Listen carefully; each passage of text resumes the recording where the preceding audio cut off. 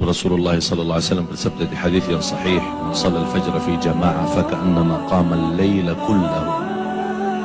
Barang siapa yang salat subuh berjamaah dapat pahala seperti salat sepanjang malam. Dan saya yakin tidak ada di antara kita yang mampu salat sepanjang malam. Tapi dengan ikut salat subuh berjamaah dapat pahala sepanjang malam. Dan ada salah satu juga yang sangat dijaga oleh Rasulullah SAW, sunnah qabliyah subuh. Banyak orang yang melalaikan, padahal pahalanya luar biasa. Raka'ata al-fajri khairun minad dunya wa ma fiha. 2 rakaat subuh itu yang dimaksud sesudah azan sebelum salat lebih baik daripada dunia dan segala isinya. Ini sunnahnya, apalagi yang wajib. Dan ada satu hal yang selalu saya memperhatikan, para jamaah tidak memperhatikan ketika azan. Muazzin berazan, banyak yang sibuk pegang HP-nya atau sibuk berbicara dengan temannya atau diam di tempat di masjid tapi tidak mengikuti muazzin. Padahal ada hadis yang menjaminkan kita mendapatkan ampunan dosa, sebagaimana yang diriwayatkan Imam Muslim, khususnya ketika muazzin berkata asyhadu an la ilaha illallah wa asyhadu anna Muhammad Rasulullah, kita menjawab wa ana asyhadu an la ilaha illallah wahdahu la syarika lah wa asyhadu anna Muhammadan abduhu wa rasuluh raditu billahi rabba wa bi Muhammadin nabiyya wa bil islami dina. Beda sama yang kita kenal, raditu billahi rabban wa bi islami dina wa bi Muhammadin nabiyya, itu biasa, itu zikir biasa. Tapi yang kalau dalam azan ketika muazzin selesai kalimat syahadat sebelum masuk hayya 'alas salat, ini hadis diriwayatkan Imam Muslim, sebelum masuk pada hayya 'alas salat kita langsung berkata, artinya wa aku bersaksikan, wa ana asyhadu an la ilaha illallah wahdahu la syarika lah wa asyhadu anna Muhammadan abduhu wa rasuluh raditu billahi rabba wa bi Muhammadin nabiyya wa bil islami dina. Dibalik, ghufira lahu ma taqaddama min dhanbih, diampuni oleh Allah Subhanahu wa taala dosa lalu. Dan ketika selesai azan la ilaha illallah, kita langsung jangan lupa salawat kepada Nabi Muhammad SAW, baru doa azan. Banyak orang yang suka doa azan tanpa salawat, padahal Rasulullah SAW bersabda, man qala hina yasma'ul adhan thumma salla alayya, diriwayat Imam Bukhari, bersalawat kepadaku. Jadi fantas kalau kita memulai Allahumma salli ala Muhammad wa ala ali Muhammad, Allahumma rabb hadhihi ad-da'wati at-tammah was-salati al-qa'imah ati Muhammadan wasilata wal fadilah wa ba'athu maqam Mahmud alladhi wa'adta innaka la tukhliful mi'ad. Bahan innaka la tukhliful mi'ad di luar sahih Bukhari, tapi disahihkan dan dihasankan oleh sebagian besar ulama.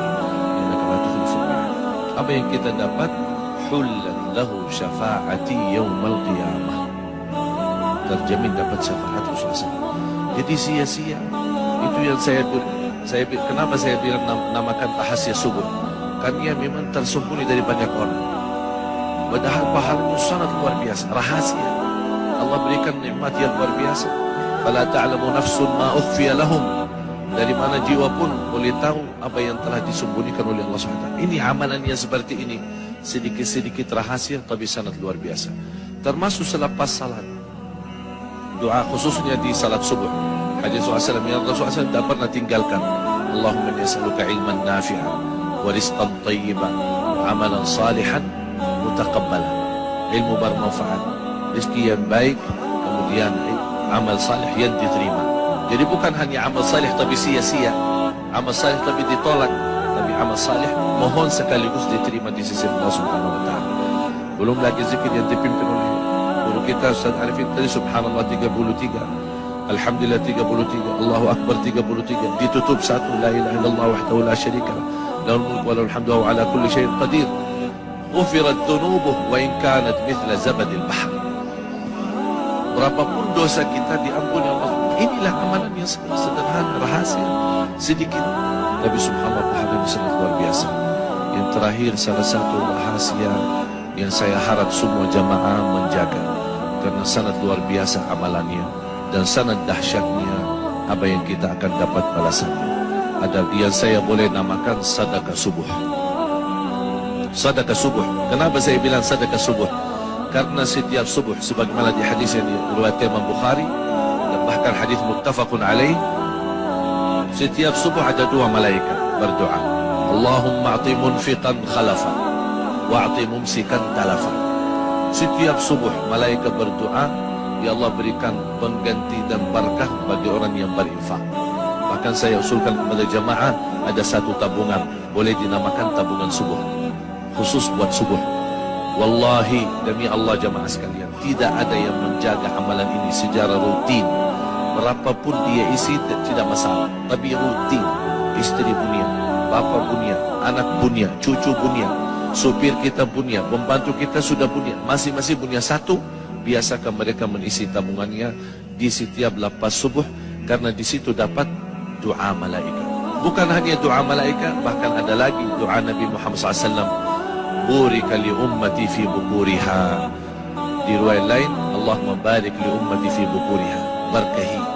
Saya kenal satu orang punya hutan, Allah Maha tahu bagaimana besarnya hutan. Saya berikan itu amalan, tolong jaga. Subhanallah, Allah berikan banyak kemudahan sampai dia bisa tuntas dan lunas hutangnya. Luar biasa amalan sedekah subuh, menjadi salah satu amalan yang rutin, walaupun sedikit-sedikit tapi istiqamah. Karena Allah paling cinta amalan hamba sedikit-sedikit tapi istiqamah.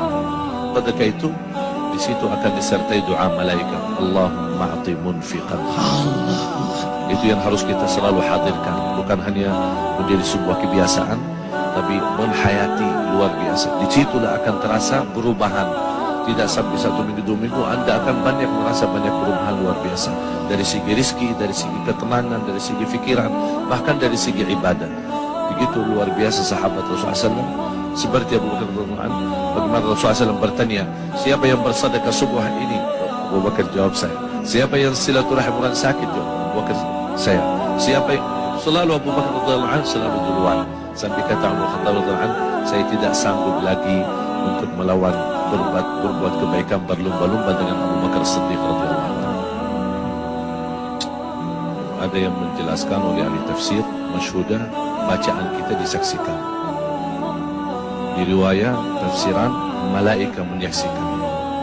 Saya dapatkan satu hadis yang sahih. Kalau biasa kalau hari kerja ada namanya shift gantian ya. Ada orang berapa jam terus shift malam shift. Ada malaikat juga ternyata juga punya kerja shift.